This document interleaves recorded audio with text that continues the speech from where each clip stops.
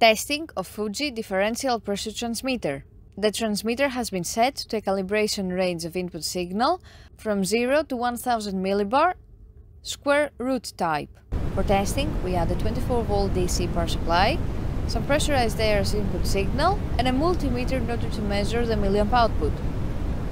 By manipulating the input signal, we see that the unit reacts accordingly and outputs the full 4 to 20 milliamp output according to the input signal, however, not in a linear way.